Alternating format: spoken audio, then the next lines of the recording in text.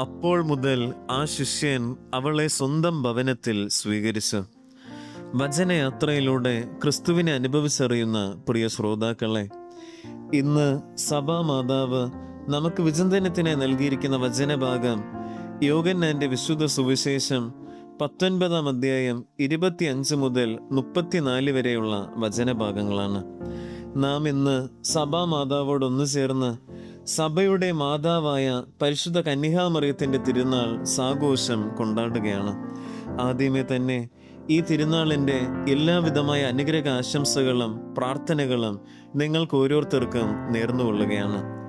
സഭയുടെ മാതാവായ പരിശുദ്ധ കന്യകാമറിയത്തിൻ്റെ ഈ തിരുനാളിൻ്റെ ചരിത്രത്തെക്കുറിച്ച് നാം അല്പം മനസ്സിലാക്കിയിരിക്കുന്നത് നല്ലതാണ്. 1964 പോൾ 6 പാപ്പയാണ് പരിശുദ്ധ കന്യകാമാതാവ് സഭയുടെ അമ്മയാണെന്ന് അസന്ദിഗ്ധമായി പ്രഖ്യാപിച്ചത്.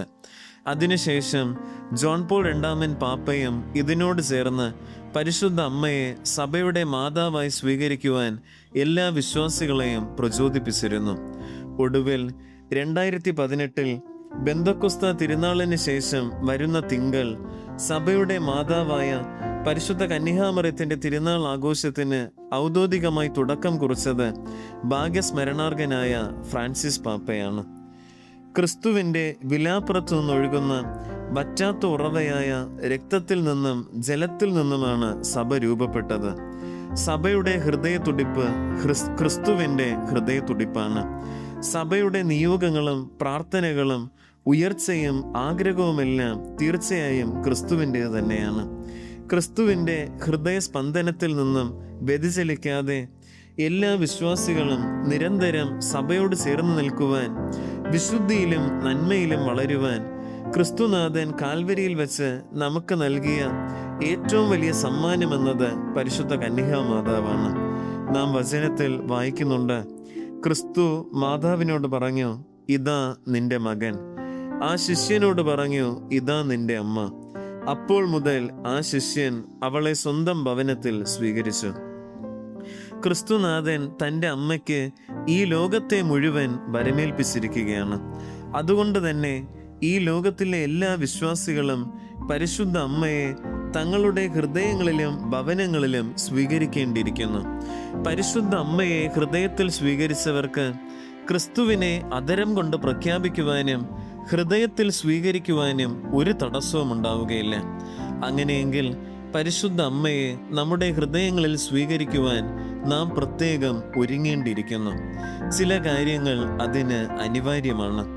ഒന്നാമതായി, ഇതാ കർത്താവിൻ്റെ ദാസേ, നിന്റെ ഹിതം പോലെ എന്നിലാകട്ടെ എന്ന് പരിശുദ്ധ കന്യകാമാതാവിനെ പോലെ നമ്മുടെ ജീവിതങ്ങൾ പൂർണ്ണമായും ദൈവത്തിന് നാം സമർപ്പിക്കേണ്ടിയിരിക്കുന്നു. ദൈവം ഒരിക്കലും എന്നെ കൈവിടില്ല. എൻ്റെ ജീവിത വഴിത്താരകളിൽ വഴിവിളക്കായും എല്ലാ വാതിലുകളും എനിക്കെതിരായി കൊട്ടിയടയ്ക്കപ്പെടുമ്പോൾ എനിക്ക് വേണ്ടി വഴിയൊരുക്കുവാൻ ദൈവം എപ്പോഴും ഉണ്ടാകും എന്ന പൂർണ്ണമായ ബോധ്യം നമുക്കുണ്ടാകേണ്ടിയിരിക്കുന്നു. കാരണം നമ്മുടെ ദൈവം നമ്മെ അനുഗ്രഹിക്കുന്ന, ബലപ്പെടുത്തുന്ന, താങ്ങുന്ന ദൈവമാണെന്ന് വിശുദ്ധ ഗ്രന്ഥം നമ്മെ പഠിപ്പിക്കുകയാണ്.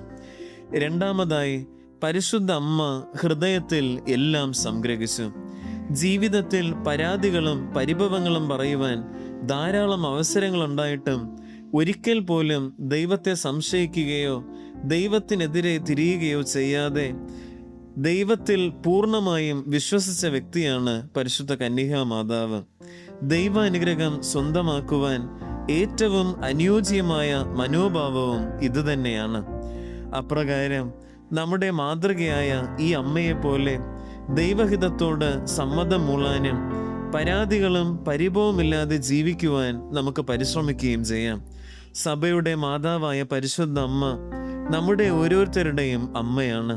ഈ അമ്മയെ നമ്മുടെ ഹൃദയങ്ങളിലും ഭവനങ്ങളിലും നമുക്ക് സ്വീകരിക്കാം. സർവശക്തനായ ദൈവം നമ്മെ ഓരോരുത്തരെയും സമൃദ്ധമായി അനുഗ്രഹിക്കുമാറാകട്ടെ.